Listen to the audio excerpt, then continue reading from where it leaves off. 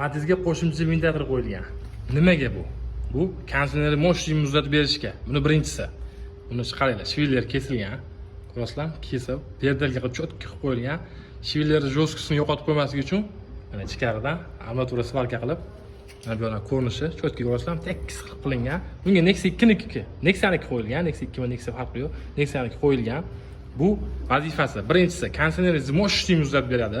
Ikkinchisi, yozda yurgan paytingizda, issiq kunda harakatlanayotgan paytingizda suvingiz mabodo qiziydigan bo'lsa, buni birinchi poложениyaga tushadi. Bu ikkita poложениyaga ishlaydi. Birinchi poложениyaga ishga tushib, sektor poложениyaga mashinangizni sovutib beradi.